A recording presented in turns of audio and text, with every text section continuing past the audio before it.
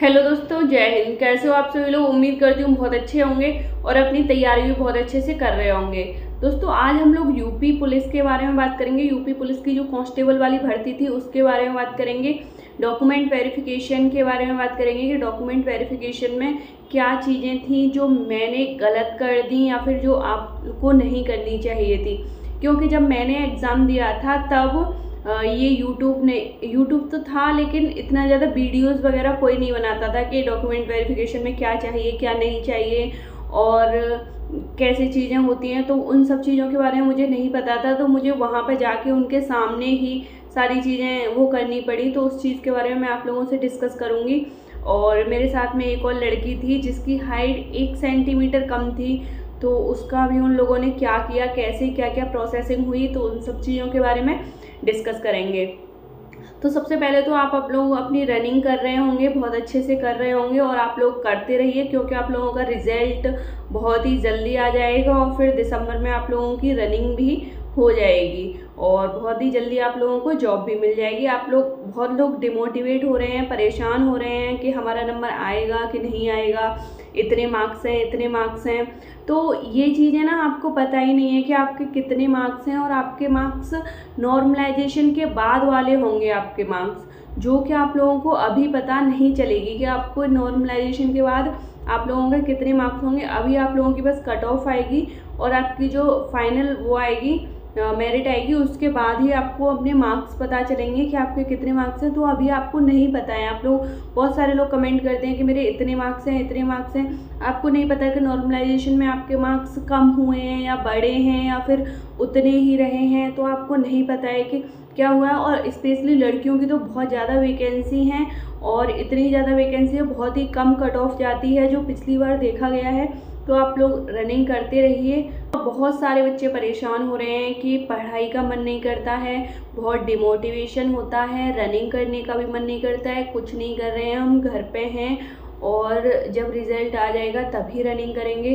देखो, अगर आप लोगों को बहुत ही ज़्यादा कॉन्फिडेंस है, कॉन्फिडेंस के अलावा एक बार आप ग्राउंड में जाके भी देख लीजिए कि अगर रिज़ल्ट आ गया और आपका नंबर आ गया तो क्या आप रनिंग कर पाएंगे कि नहीं कर पाएंगे। क्योंकि ऐसे नहीं होती है, 10-5 दिन में आप लोग नहीं कर पाओगे रनिंग, क्योंकि तब तक तो पैरों में दर्द ही होता रहता है। तो बहुत सारी चीज़ें होती हैं, कभी सिन पेन हो जाता है, कभी कुछ हो जाता है, कभी मेरे तो घुटने सूज गए थे। तो बहुत सारी चीज़ें हो जाती हैं और आप लोग रनिंग करते रहिए, ज़्यादा नहीं तो थोड़ी बहुत करते रहिए। एक टाइम ग्राउंड में जाते रहिए और अपनी डाइट का भी ध्यान रखिए।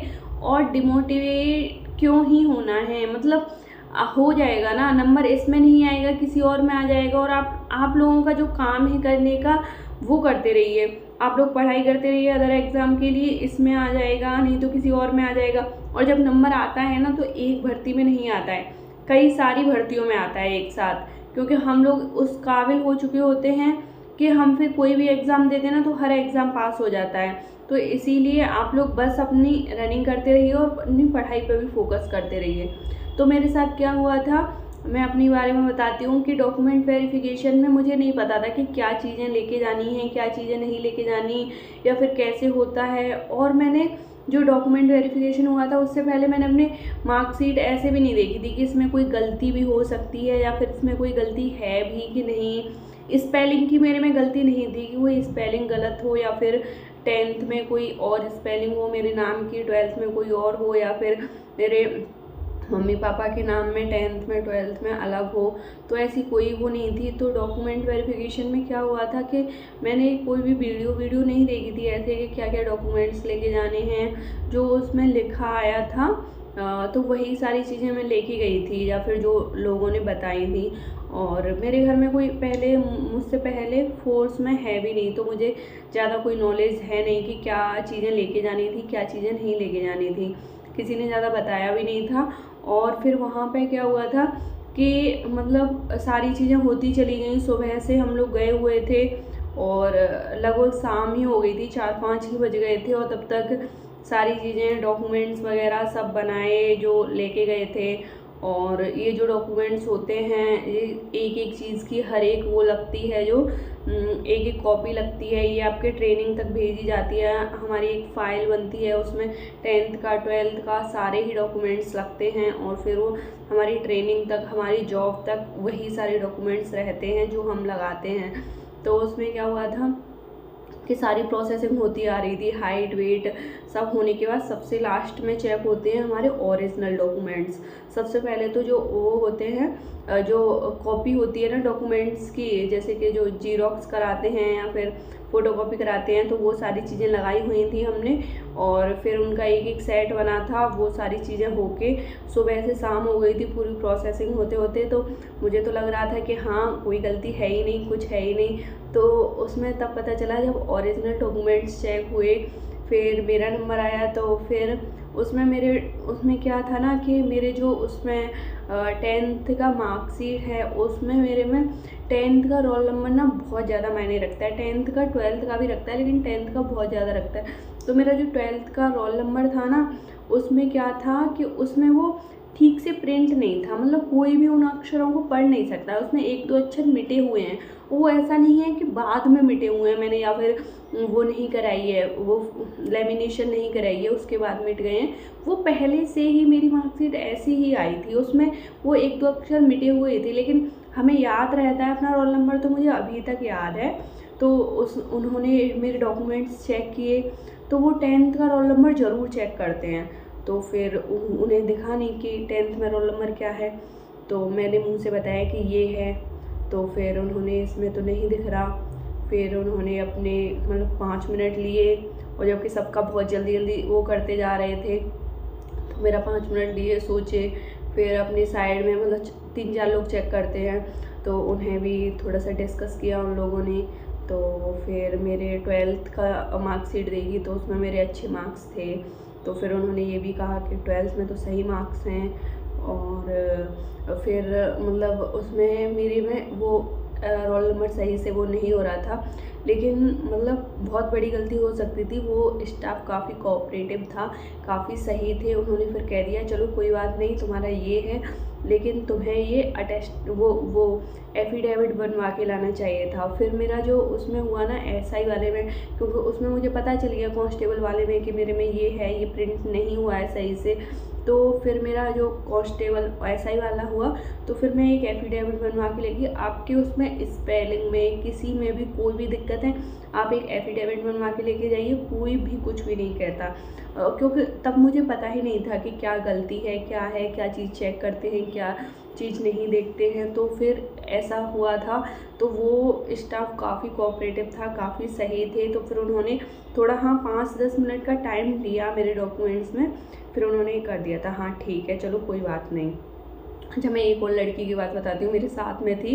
जैसे कि यूपी पुलिस में जो लड़कियों की हाइट ली जाती है 152 सेंटीमीटर ली जाती है, तो उसकी 151 सेंटीमीटर थी। तो वो भी बेचारी सुबह से शाम ही हो गई थी उसे सारी चीज़ें, क्योंकि हाइट भी काफ़ी लेट ही वो होती है। तो फिर सुबह से शाम ही हो गई थी सारी चीज़ें करते करते। तो काफ़ी डर भी रही थी कि मेरी 1 सेंटीमीटर कम हाइट है, 1 सेंटीमीटर कम हाइट है। तो पहले तो उसकी हाइट नप पाई गई, तो फिर उसकी 1 सेंटीमीटर कम थी। तो फिर उसे ऐसा नहीं है कि पहली बार में ही निकाल दिया गया, फिर उससे बोला गया कि दोबारा मतलब कई बार उन लोगों ने कोशिश की कि इसकी हाइट फिक्स बैठ जाए, हम इसे ले लें, इसकी हाइट सही बैठ जाए, लेकिन उसकी थी नहीं। तो फिर वो कहाँ से हो जाती, तो फिर उसकी हाइट नहीं बन पा रही थी।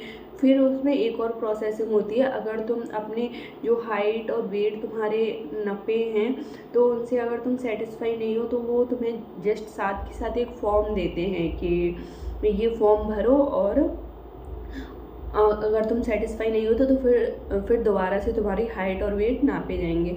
तो जो पहली बार में ही नापे गए थे, उसमें भी उन लोगों ने बहुत अच्छे से, बहुत वो लोग कोशिश करते हैं कि सारे बच्चे आएँ, मेहनत करके आए हैं। और ये डॉक्यूमेंट वेरिफिकेशन का ना ऐसा होता है कि मतलब इसमें हमारी कोई गलती नहीं होती है। रनिंग हो गई और जो एग्ज़ाम हो गया उसमें हम निकल रहे हैं, तो हमें समझ में आता है कि हमारी गलती है। लेकिन अगर हम डॉक्यूमेंट वेरिफिकेशन में या फिर मेडिकल में निकल रहे हैं, तो उसमें हमारी कोई गलती नहीं होती है। तो फिर वो लोग काफ़ी कोशिश करते हैं कि सारे बच्चे आएँ, तो फिर उससे फॉर्म भरवाया गया, फिर उसने फॉर्म भर दिया, सारे बच्चों का सब कुछ हो गया। तो फिर उससे यही बोला गया कि देखो तुम फॉर्म भर दो, ये एक प्रोसेसिंग है, और फॉर्म भरने के बाद भी हाँ 1-2 अधिकारी थोड़े से बड़े आ जाएंगे, लेकिन हम ही तुम्हारी हाइट वापस से नापेंगे। और अगर तुम्हारी हम ये थोड़ी है कि हम तुम्हारी थोड़ी सी कम नाप रहे हैं, तुम्हारी है ही इतनी, लेकिन फिर भी उसने फॉर्म भरा था वो, और उसने फॉर्म भरा था कि हाँ नहीं मुझे तो दोबारा नपानी है अपनी हाइट।